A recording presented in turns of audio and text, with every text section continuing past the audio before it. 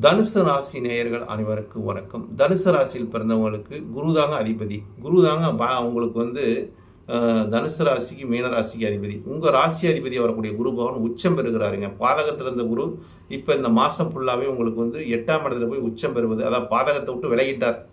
அப்போ உங்களுக்கு 7ஆம் இடம், நண்பர்கள் மூலம் பாதகம் இல்லை, கூட்டு பிஸ்னஸ்னால பாதகம் இல்லை.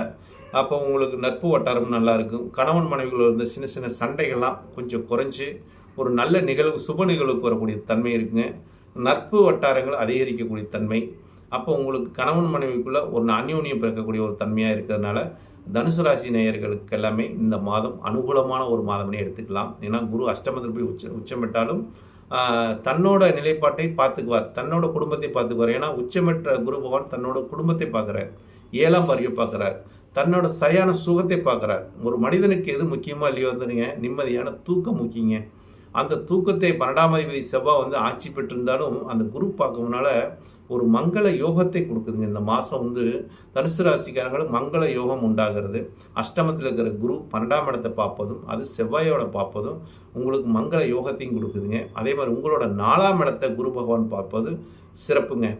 2ஆம் இடம், 4ஆம் இடம், 12ஆம் இடம், இந்த 3 இடத்தையும் குரு உச்சம் பெற்று உங்கள் ராசி அதிபதி உச்சம் பெற்று இந்த 3 பார்வை செலுத்தும் போது குடும்ப நிலை நல்லா இருக்குது, சொந்த பந்தம் நல்லா இருக்குது, சயான சுகம் நல்லா இருக்குது, சொத்துங்கிற ஸ்தானமும் நல்லா இருக்குது, உறவினரும் நல்லா இருக்காங்க. அப்படிங்கிற தன்மை எல்லாமே ஒரு சிறப்பு நிலையை கொடுக்குது. அப்படிங்கிற தன்மை இருக்குதுங்க.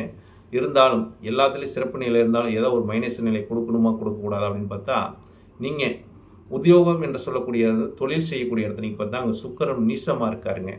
எது வரைக்கும் நீசமாக இருக்குது? 16ஆம் தேதி வரைக்கும் அங்கே நீசமாக இருக்கார் தொழில் ஸ்தானத்தில். அப்போ தொழில் ஸ்தானத்தில் சிறு சிறு பிரச்சனைகளை கொடுக்கக்கூடிய தன்மை, சிறு சிறு பிரச்சனைகளை காட்டக்கூடிய தன்மை இருக்குது. நீங்கள் வேலை பார்ப்பவர்களாக இருந்தாலும் அவங்களுக்கும் ஒரு இடையூறுகளை கொடுக்கக்கூடிய தன்மை இருக்குதுங்க. ஏன்னா சுக்கிரன் பலம் இழந்து இருக்காருங்க. அந்த அதிபதியான பலமாக இருக்கார். அதாவது தொழில்ஸ்தான அதிபதி லாபத்துக்கு போயிட்டார். பாதகாதிபதி வலுப்பது நல்லதில்லை. இருந்தாலும் அவர் போய் சூரியனோட சேர்க்கை பெற்றிருப்பதனால நமக்கு பாக்கியாதிபதியோட சேர்ப்படுது, பாக்கியத்துக்கு ஒரு வலுவை கொடுக்குதுங்க.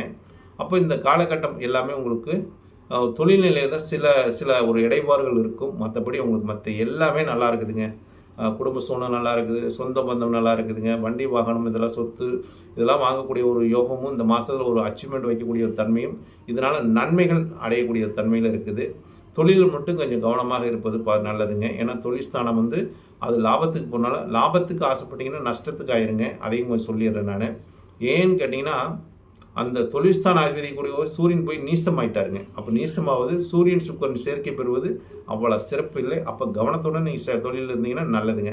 மற்றபடி எல்லாம் இந்த தனுசு ராசிக்காரங்களுக்கு இந்த மாதம் ஃபுல்லாக நன்மைகளே அளிக்கக்கூடிய ஒரு மாதம்.